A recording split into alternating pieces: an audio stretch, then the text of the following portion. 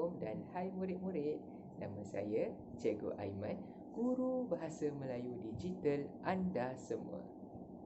Sememangnya anda semua telah memilih sebuah rancangan yang tepat kerana saya akan mengajarkan kepada anda semua akan teknik mudah untuk skor A+ dalam mata pelajaran Bahasa Melayu. Dalam video kali ini, saya akan dedahkan kepada anda semua akan 3 teknik yang sangat mudah untuk membina ayat bagi soalan bahagian A Bahasa Melayu penulisan. Teknik tersebut ialah yang pertama, kenal pasti aktiviti di dalam gambar.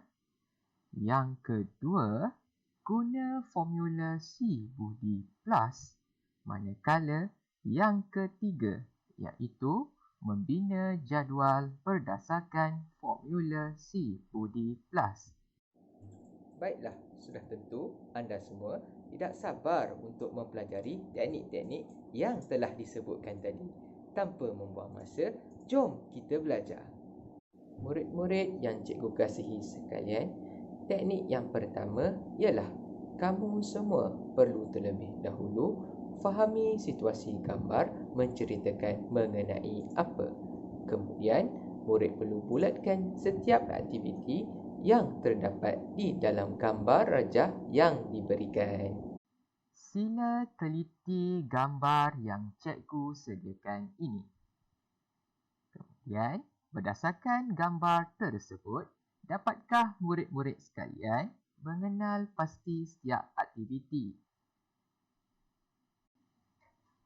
Murid-murid mestilah membulatkan setiap aktiviti yang dapat dikenal pasti di dalam gambar rajah seperti ini.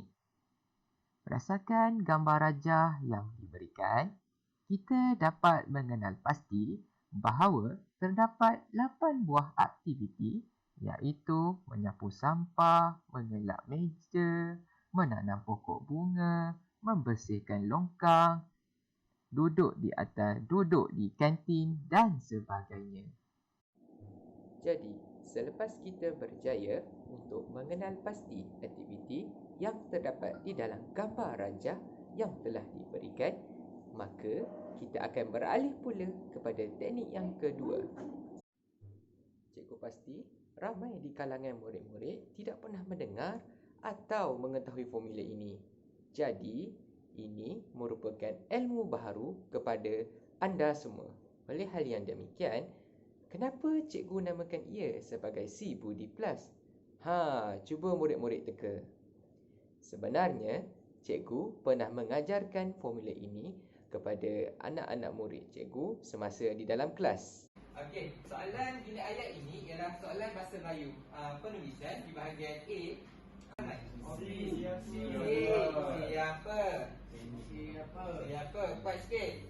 Bu. Buat apa?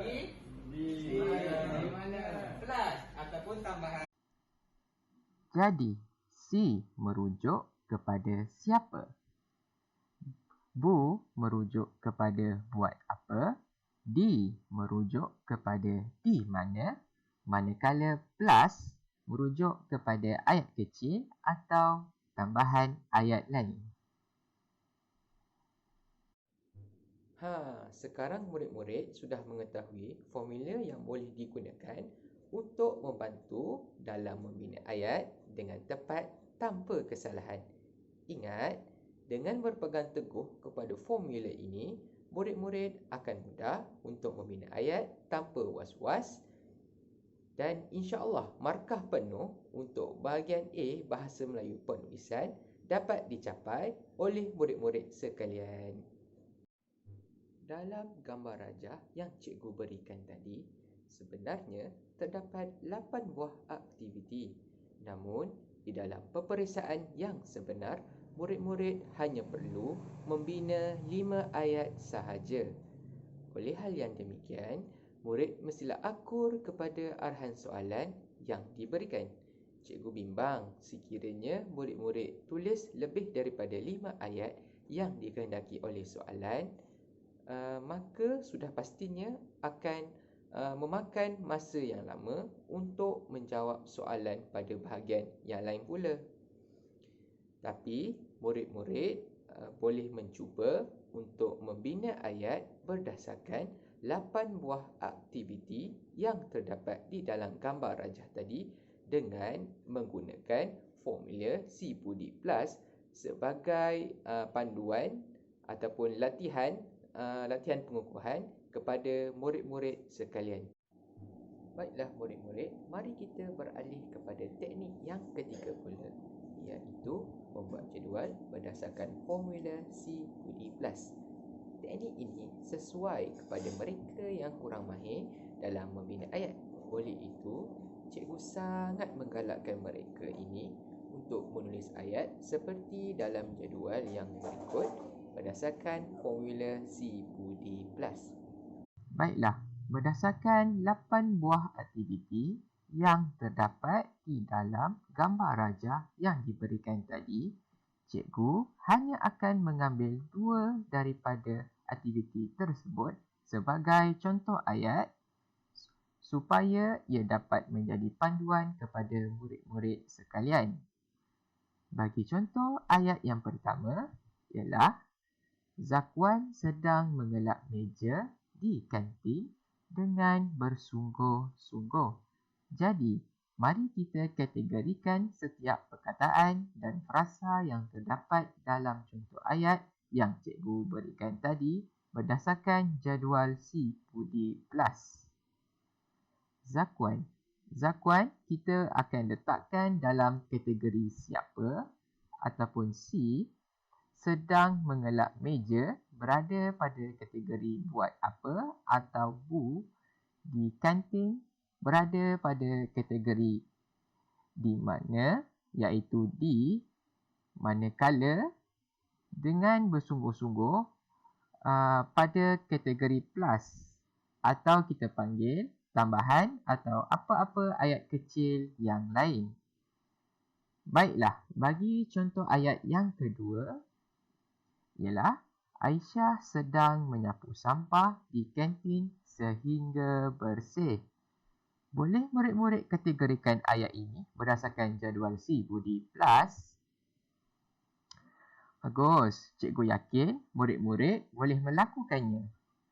Jom kita sama-sama teliti ayat ini. Aisyah kita letakkan pada kategori siapa ataupun C. Sedang menyapu sampah pada kategori buat apa ataupun bu. Di kantin berada pada kategori di mana atau di, manakala, sehingga bersih pada kategori plus atau kita panggil tambahan dan apa-apa ayat kecil yang lain. Sebagai peringatan tambahan, untuk kategori plus atau apa-apa ayat kecil yang lain, sekiranya murid-murid tidak tahu maupun ragu-ragu untuk meletakkan ayat apa pada kategori tersebut, maka di sini cikgu menasihatkan bahawa murid-murid tidak menambahkan sebarang ayat. Dalam hal ini, cikgu bimbang murid akan membuat kesilapan. Maka cukuplah sekadar pada peringkat D sahaja kerana ayat tersebut sudah pun betul. Macam mana murid-murid? Mudah atau susah untuk membina ayat berdasarkan formula C Budi Plus ini?